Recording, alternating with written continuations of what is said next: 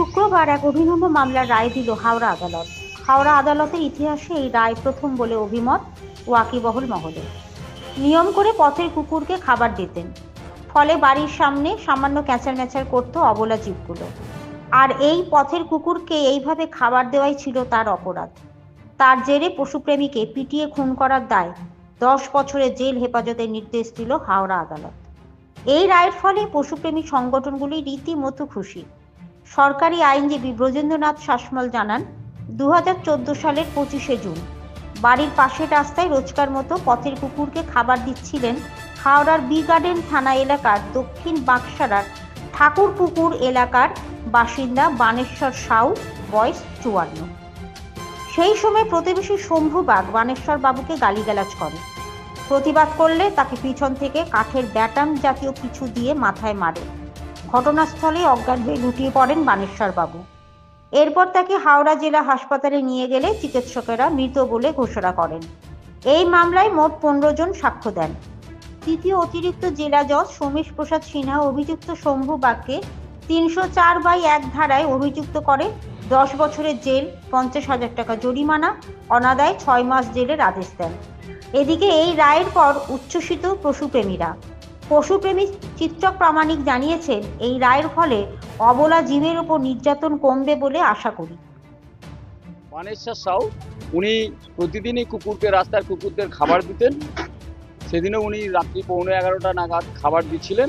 সেই সময় প্রতিবেশী শম্ভু বাগ ওনাকে অকথ্য ভাষায় গালিগালাজ করেন, মারধর করেন এবং সেই শেষ পর্যন্ত উনি একটা কাঠের বাটাম এনে বানেশ্বর সাউয়ের মাথায় মারেন।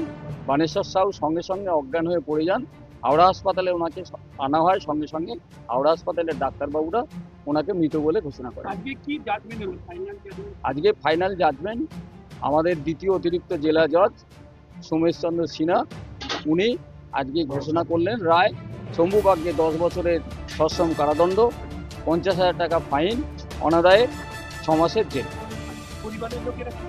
পরিবারের লোকেরাও এসেছেন। ওনার যিনি কমপ্লেন করেছিলেন বাবাই সাউ, ওনার যিনি মারা গেছেন তার ছেলে, তিনি খুব খুশি।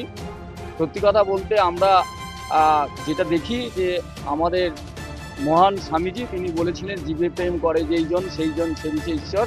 সেই জীবে প্রেম করতে গিয়েই প্রাণ বিসর্জন দিয়েছিলেন বানেশ্বর সাউ।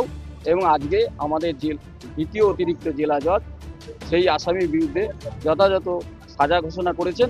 আমার ধারণা যে পশ্চিমবাংলায় এইরকম ঘটনায় এই প্রথম কোনো আসামিকে কোনো কোর্ট সাজা দিল। আমার নাম ব্রজেন্দ্রনাথ শাসমল, আমি এপিপি সিনিয়র। আমার সঙ্গে আছেন আমাদেরও এপিপি হায়দার রহমান আমার জুনিয়র এবং আরতি কেশরী।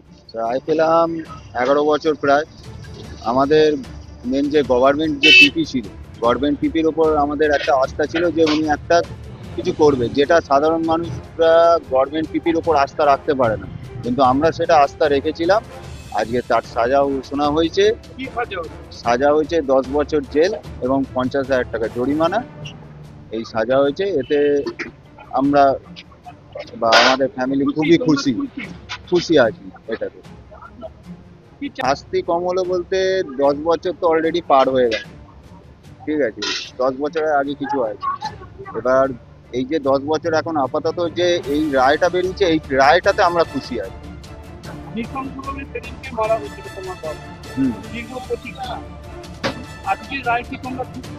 আমরা খুশি, আমাদের ফ্যামিলিও খুশি। আমার মামাও আছে। মামা ওই এফআইআর কপিটা টোটালি লিখেছিল তখনকার যে পুলিশ, এই সুবোধ ব্রিগার্ডের যথেষ্ট, ওনারাও ভালো। গভর্নমেন্টের পশুপ্রেমী তারা এসছিল একটা টাইমে, তারা সমস্ত কিছু কমিটমেন্ট করে গেছে। হয়তো সেই জন্যই কেসটা এতটা আমরা রায়টা ভালো পাচ্ছি। হয়তো এই রায়টা আমরা নাও পেতে পারতাম। তখনকার যে হাইলাইটিং হয়েছিল এই খবরটা নিয়ে সারা বেঙ্গলের মধ্যে, যে একজন মানুষ রাস্তার কুকুরকে ভাত দিতে গিয়ে তাকে এরকমভাবে নৃশংসভাবে মরতে হয়, তাই এই জিনিসটা যখন ছড়িয়ে পড়ে তখনই কেসটা আমাদের হাইলাইটিং হয়ে গেছিলো। কিন্তু এই যে রায়টা বেরোলো, এই রায়টাতে একটা জিনিস খুব ভালো হয়েছে, যেটা হচ্ছে সারা পশ্চিমবঙ্গের মানুষ দেখুক, এইরকম ক্রাইম করতে গেলে 10 বার মানুষ ভাববে। তোমার নাম? আমার নাম বাবাই সাউ।